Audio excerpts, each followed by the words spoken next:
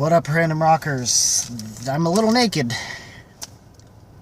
so to speak, because this is an album review I've been supposed to do a while, but because of a delay, it's more their source, not so much the place I go to. For some reason, they've been fucking up a lot lately, and I haven't. And when I was supposed to get the album, they just chose of that day to just not do it.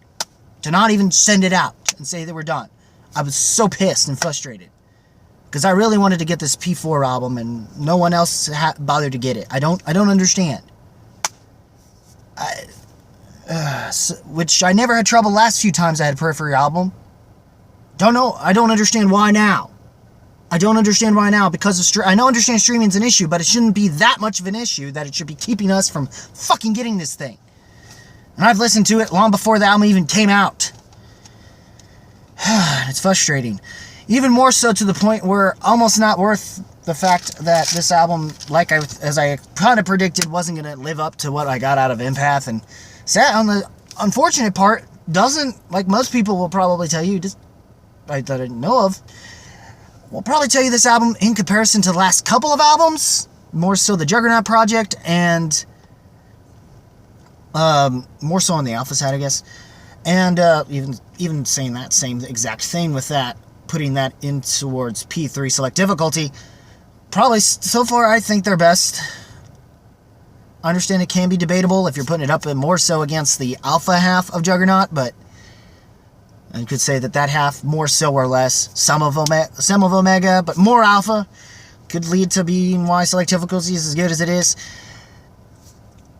And even for having been a year and a half since that release, I was surprised they still had some magic going on from whatever they did in Juggernaut going into that one, and then they took a break. Don't know if the break really helped them that much, or if it was more the fact of them having left Sumerian Records and the sort of official, kind of somewhat official band member-ish leave with Adam Nolly Get Good. Focusing on his, him trying to sell off his drum thing, even though he's not more of a bass player, but he understands drums, especially working a lot with Matt Halpern, I believe is the drummer's name. But anyway, Periphery's name. But other than, and of course, not to mention, he also worked on a lot of other albums, producing-wise, or mixing, if not mixing. Well, more so, if not mixing-wise, especially some of the tracks, if not a majority of what was on Empath, and the latest album from Holy Hell by Architects. So yeah, Nolly knows his way. Plus, I think a certain particular band that kind of reminds me a little bit of a Baroness Mastodon-esque kind of a thing. That sadly their name is escaping me, and I feel awful that is the case. Because I really liked it. Liked that record. And there's a portion of it that I really liked. And apparently Devin Townsend himself and Nolly were involved in that record. But anyways, here we're talking about Periphery, their album Hail Stan.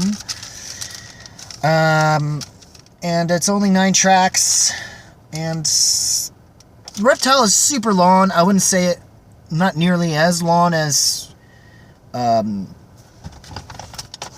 Empath's Singularity, but I definitely did enjoy the record itself. Still enjoyed this album for what it is, but it's more of a solid album. But in that same way, I would kind of have to compare it to how this coming off of P3 being more so having to come off of having Tool's 10,000 Days come off of Lateralis. Kind of an ordeal. Like, yeah, you go from that to a good solid album, but good solid compared to Great Masterclass is just a disappointment. That's kind of what this album is. And for the most part, though I was more pleasantly surprised, especially coming off of what we got out of the album stream track listing stuff before they released the whole freaking thing the Sunday prior to the Friday of its actual release date, in terms of the streaming through their own page. Periphery did this themselves. They've been knowing how to promote this thing. It's just the same, the end product did not deliver on how you've been promoting it, like it had in the past few albums, so more so or less. Well, at least ever seen up to from P2 onward, because it's been more of a good progression. And this one, I was more so worried coming off of Blood Eagle and the choice of album cover as well, and what they were going for there, that I guess it was kind of another pay the price kind of a thing. I kind of prefer Pay the Price over Blood Eagle. I have learned to grow on it, especially now knowing more of what it is, but by doing so, I'd even say Amon Amarth would write shit like that in her sleep. And I ain't even an Amon Amarth fan. I respect them, though, for what they do for metal. Maybe not as much as the casual elitist. And, of course, I'm not an elitist, so... And I feel like with the album cover and the lead single, it was that case. I was glad Guarding the Bones proved me wrong, even though there are people who will say that it's better on the album. I'm like, no, it still stands out even without the album. But maybe it is stronger on the album, but I like it better.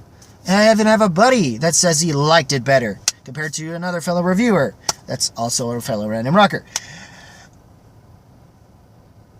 But Reptile was just long. It's fine. It's fine. It's not a bad opener, but it's the longest track, and if you are able to stay involved in that track, everything else should come off more like a breeze. But Blood Eagle's kind of long, but its heaviness is maybe too long for some people.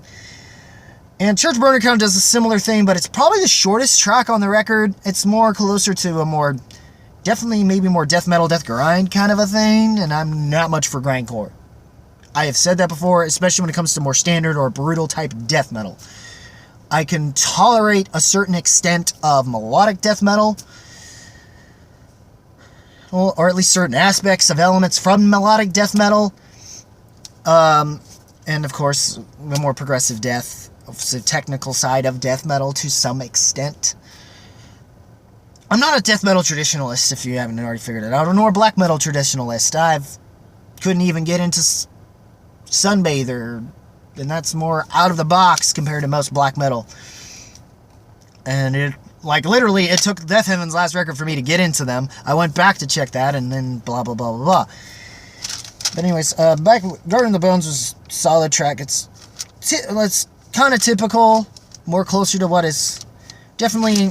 They've kind of been going a little bit more poppier in places, and that doesn't really show until more so after that, which is where things, to me, personally, get a little more interesting with the band.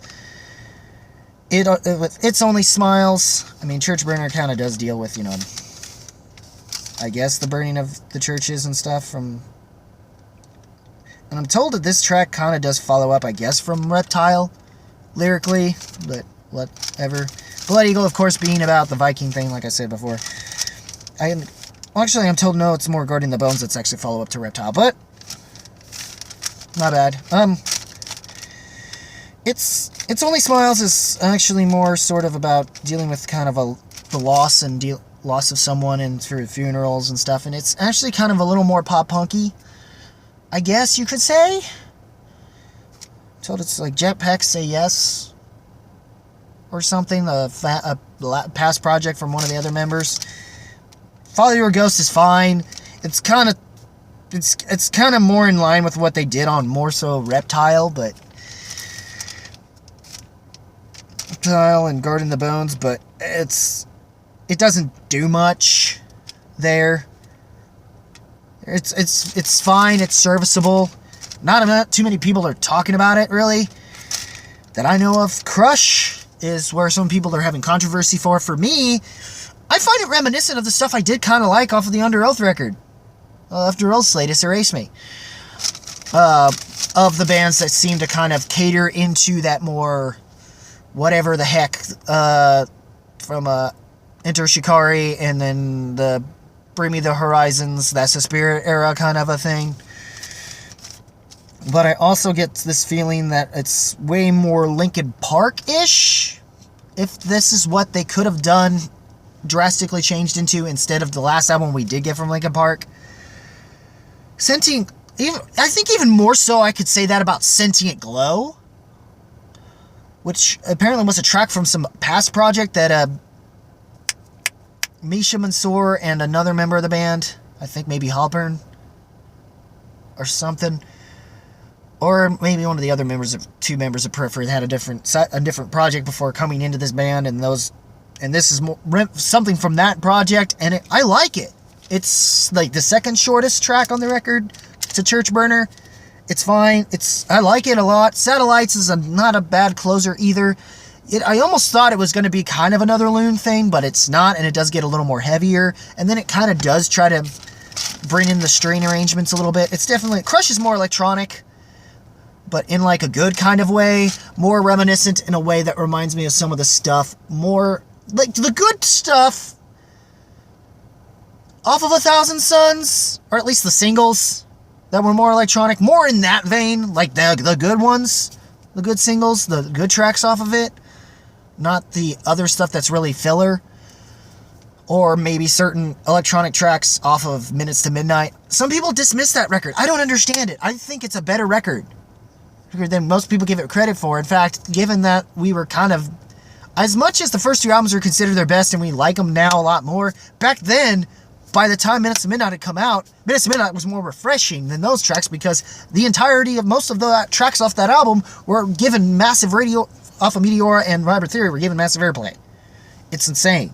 It was like to the point where, yeah, so I don't understand that, but which is why I like this, and of course, like I said, reminiscent of some of what Underoath had been doing with Erase Me. See, that's what I say about Crush, and I don't hate it, because I'm a little more open-minded than most of the metalhead elitists, even certain ones that shouldn't be.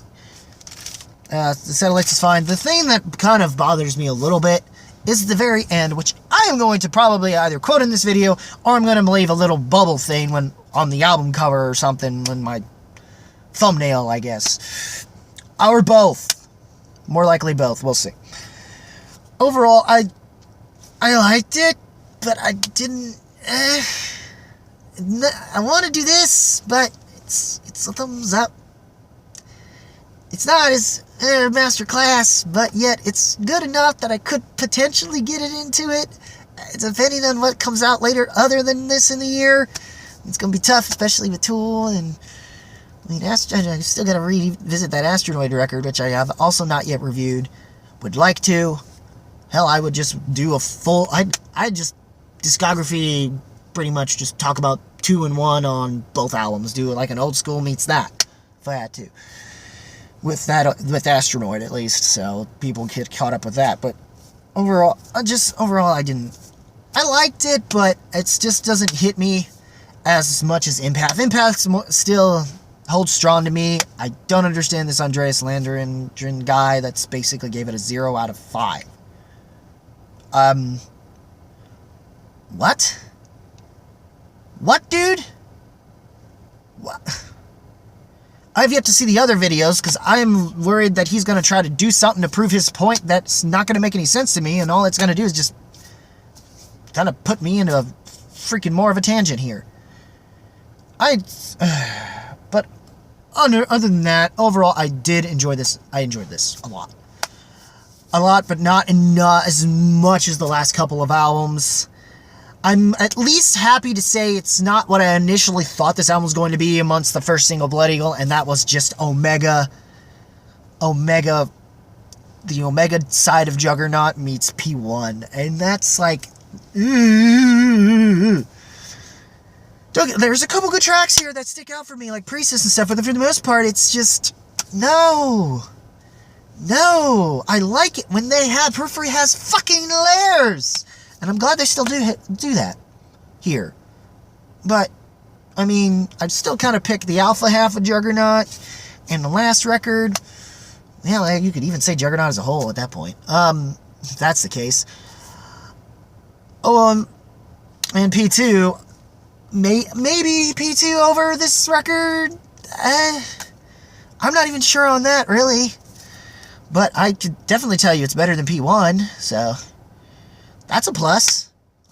That should be enough to make me put up the horns, but to barely put up the horns, but I can't. It's this, man. I like it, but I just, I'm not feeling, there's barely anything that hits like the stuff that they done from Juggernaut. Not even with what little was on the Omega disc, and then especially with how good P3 was, man. I mean, it doesn't hold up as strongly, but as I remember it, but these tracks definitely still stand out in the best way possible in comparison to this album, which at least they do try to do a little bit something different, but it doesn't like hit like it should. I give It's Only Smiles and maybe Sentient Glow and even Crush a little bit more credit, where credit is due. I still enjoy Garden in the Bone. Satellites is fine. It's just serviceable. I kind of like it better than Reptile, but like I said, this is fine. It's not the album I would recommend to the fans. I'd rather just say go to P3 or like the Juggernaut series of albums. Maybe P2 over this record. I'm still debating on that, really, but I'd definitely say pick this over P1. So I'll give you that, man. But plus the end of this, I was like, you know, for a band that had matured, I felt like it was supposed to be funny, but it just kind of falls short, and it's a very South Parky thing to do, really. Kind of reminiscent of a certain track off of P1 too, so that was even more I did get the joke, and it's better in context of being used, probably especially in my case, as a joke for album reviewers to utilize. That's what, and meme the fuck out of. It's really what it amounts to.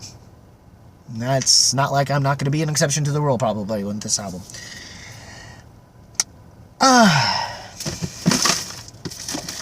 Anyways, what did you guys think of the album? You already talked about it. Leave a comment below. Let me know. As always, guys, keep it random, keep it real, keep it rocking. I'll see you in the next video. Hopefully, I'll be able to talk about another album that I actually did really like and actually want to listen to a heck of a lot more than this one. That I'd almost dare somebody to recommend to, like, the guys at on the Boehner TV channel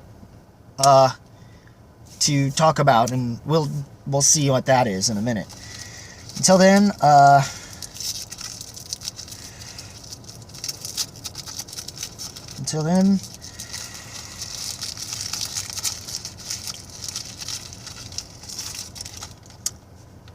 and on the famous words of Stan,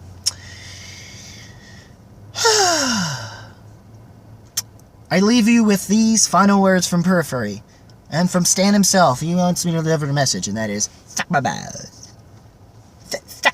Fuck my balls. Fuck 'em. Suck my salty chocolate balls. Oh.